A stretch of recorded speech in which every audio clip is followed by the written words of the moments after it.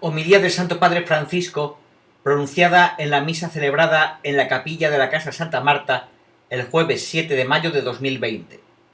Lectura dramatizada. Ayer recibí una carta de un grupo de artistas.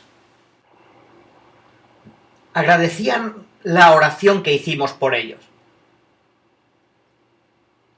Querría pedirle al Señor que los bendiga, porque los artistas nos hacen entender qué es la belleza. Y sin la belleza no se puede entender el Evangelio. Oremos nuevamente por los artistas.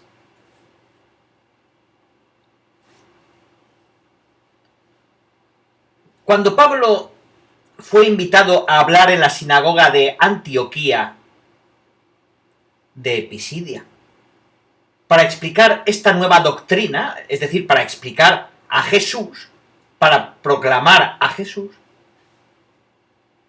Pablo empieza a hablar de la historia de la salvación. Hechos 13, del 13 al 21. Se levantó Pablo y comenzó. El Dios de este pueblo, Israel, eligió a nuestros antepasados, engrandeció al pueblo durante su permanencia en el país de Egipto. Versículo 17. Y narró toda la salvación, la historia de la salvación. Lo mismo hizo Esteban antes del martirio. Hechos 7, del 1 al 54. Y también Pablo en otra ocasión. Y lo mismo hace el autor de la carta a los hebreos cuando narra la historia de Abraham y, como dice, de todos nuestros padres. Hebreos 11, del 1 al 39. Y lo mismo hemos cantado hoy. Cantaré por siempre el amor del Señor. Anunciaré tu lealtad de edad en edad. Salmo 88, 2. Hemos cantado la historia de David. He encontrado en David un servidor. Versículo 21. Y lo mismo hacen Mateo, en Mateo 1, del 1 al 14, y Lucas 3, del 23 al 38. Cuando empiezan a hablar de Jesús, toman la genealogía de Jesús. ¿Qué hay detrás de Jesús? Hay una historia. Una historia de gracia, de elección, de promesa.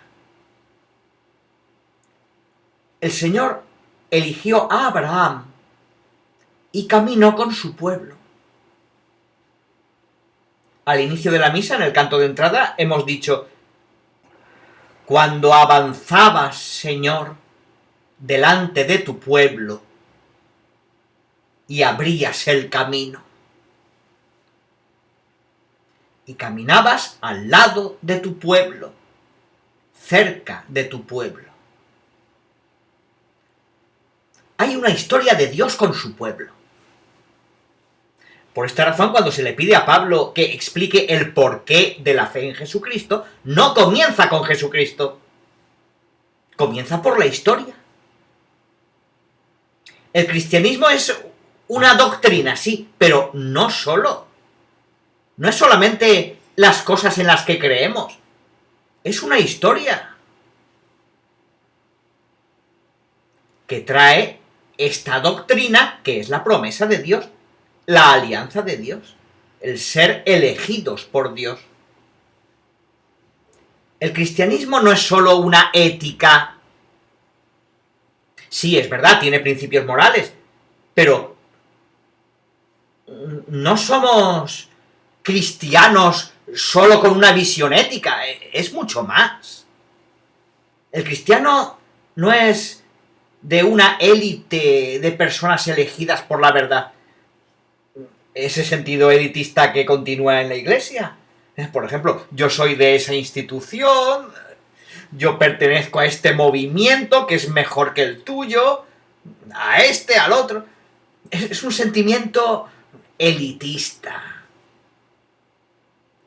No, el cristianismo no es esto. El cristianismo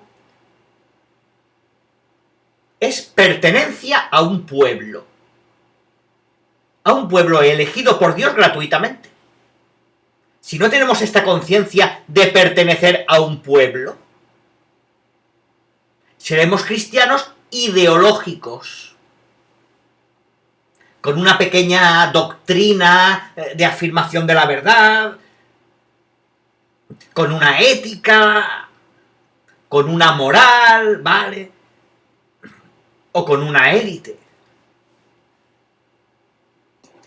Nos sentimos parte de un grupo elegido por Dios, los cristianos.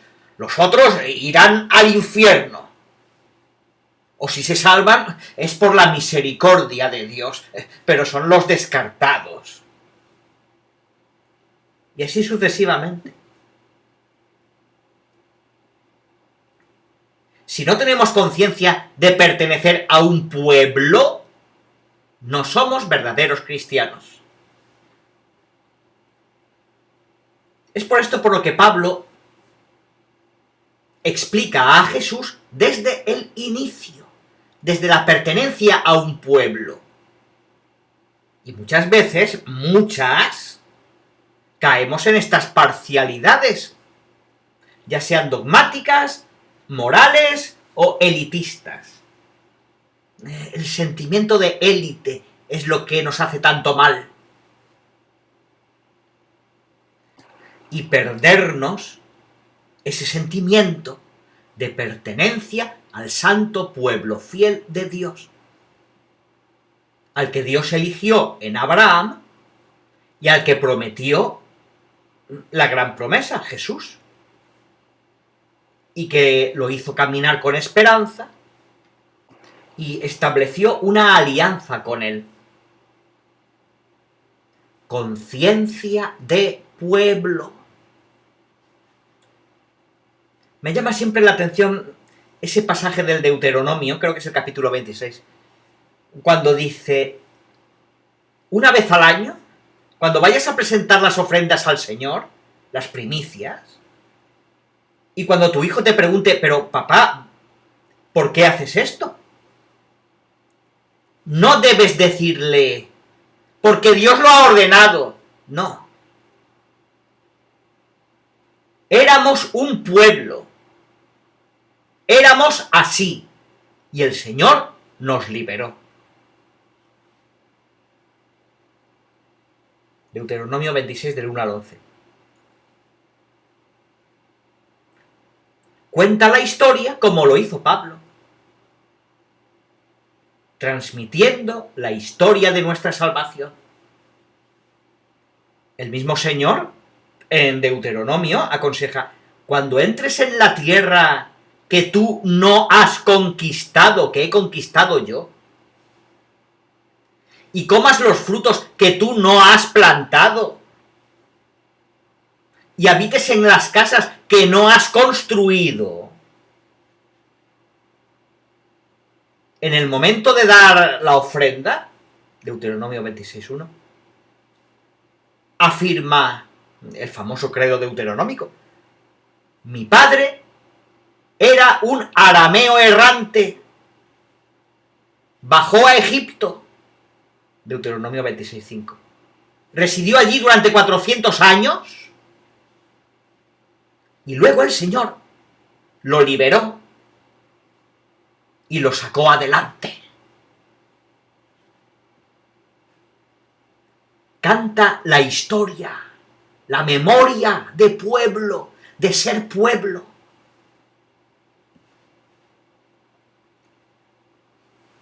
Y en esta historia del pueblo de Dios hasta Jesucristo,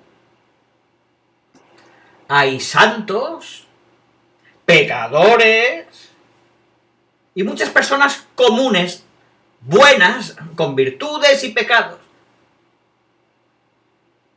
Todos, la famosa multitud que seguía a Jesús, que tenía el olfato de pertenencia a un pueblo, un supuesto cristiano que no tiene este olfato, no es un verdadero cristiano. Es un poco especial y un poco se siente justificado sin el pueblo. Pertenecer a un pueblo, tener memoria del pueblo de Dios. Y esto lo enseñan Pablo, Esteban, otra vez Pablo, los apóstoles y el consejo del autor de la carta a los hebreos. Acuérdate de tus antepasados. Hebreos 11:2. Es decir, de aquellos que nos precedieron en este camino de salvación. Si alguien me preguntara, ¿cuál es, según usted, la desviación de los cristianos hoy y siempre? ¿Cuál sería, según usted, la desviación más peligrosa para los cristianos? Diría sin dudar, la falta de memoria de pertenencia a un pueblo. Cuando esto falta, surgen dogmatismos, moralismos, eticismos, movimientos elitistas. Falta el pueblo. Un pueblo pecador siempre, lo somos, pero que no se equivoca en general, que tiene el olfato de ser un pueblo elegido, que camina detrás de una promesa y que ha hecho una alianza que quizás no cumple, pero la sabe.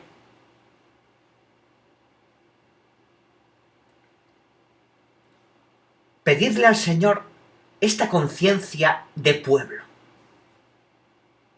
que Nuestra Señora cantó hermosamente en su Magnificat, Lucas 1 de 46 a 56, y que Zacarías cantó tan bellamente en su Benedictus, Lucas 1 de 67 a 79.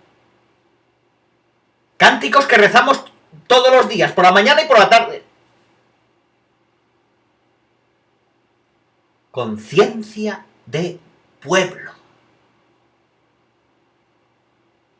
Somos el santo pueblo, fiel de Dios, que, como dice el Concilio Vaticano I y luego el Vaticano II, en su totalidad tiene el olfato de la fe y es infalible en esta forma de creer.